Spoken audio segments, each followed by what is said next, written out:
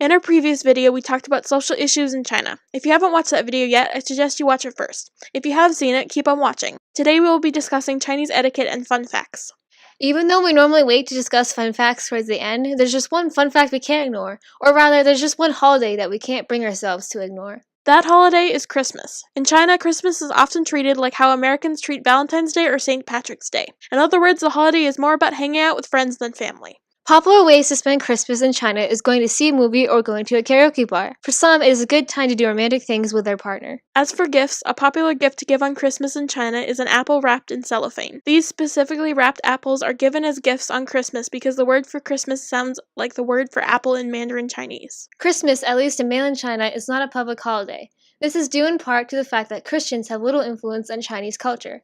Despite this, Christmas has steadily become more popular in China. Christmas is often celebrated in large cities where there is more of an influence on Chinese culture by Western culture. Christmas is celebrated widely in tourist areas such as Hong Kong. In Hong Kong, Christmas is a public holiday that is 2 days long. Hong Kong, during Christmas, offers shoppers Christmas-themed displays and yummy food. Another city that widely celebrates Christmas is Beijing. In Beijing, younger generations often get together and exchange gifts. However, people typically work on Christmas if it is not on a weekend. If you wish to learn more about Christmas in China, check out our sources. Now let's take some time to talk about etiquette. The following facts about etiquette relate to eating. In China, people sit at a circular table where everyone is facing each other. At meals, the special guest sits to the right of the host, and the second most important person sits to the left of the host. The table settings include a cup, a bowl, or small dish, chopsticks, and spoons.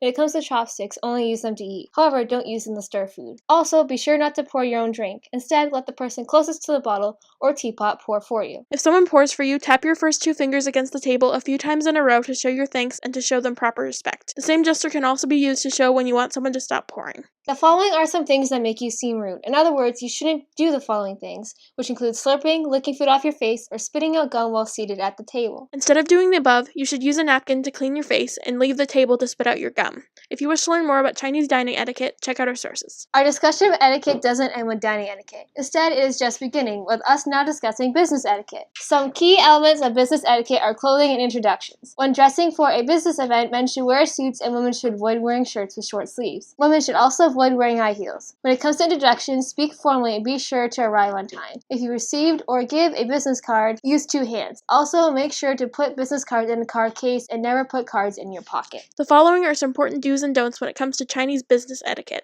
For starters, you should avoid biting your fingernails while at business meetings. You should also avoid buying presents since they will be interpreted as bribery. All in all, there are a lot of rules when it comes to Chinese etiquette. Some of the rules are similar to other Asian countries that we have already made videos about. If you wish to learn more, check out our sources or watch our videos. Now we're going to talk about cool Chinese inventions. One fact that you probably did not know is that alcohol was invented in China. Evidence of this was found in jars believed to be from 7000 to 6600 BC, which were found with fermented substances in them. Another object that was invented in China was the banknote. These banknotes were created by the government in the Song Dynasty 960 to 1279 AD. The Chinese also made paper money so that they would not have to use coins anymore, or at least not as often. Yet another object the Chinese invented is the toothbrush. Toothbrushes have been used since the Ming Dynasty and in 1498 were made of pig's hair. Lastly, soccer was invented by the Chinese. In fact, the act of hitting a ball with a foot can be traced back to 403 to 221 BC. Balls back then were a lot different than the soccer balls we are familiar with today. The very first soccer balls were filled with feathers and made of leather. Perhaps the coolest thing about soccer in Chinese history is that, at some point,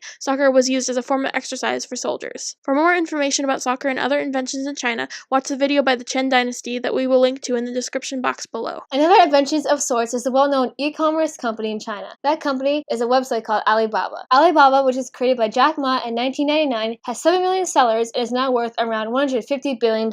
If you are not familiar with Alibaba, you might be wondering what it is. It is a website that is both available on phones and computers, where shoppers are connected to items and services that they might wish to buy. Like PayPal, this site allows you to pay for services, objects, and handle money. It is the largest trafficked online shopping place in the world and is more successful than Amazon. Our videos are short because they're made for people who are in a bit of a hurry. Even if you're busy, I suggest you take the time to subscribe. Subscribing is free and should notify you when we upload a video. For all of December, we made videos about China. Next month, we'll be focusing on Thailand. Stick around, you just might learn something.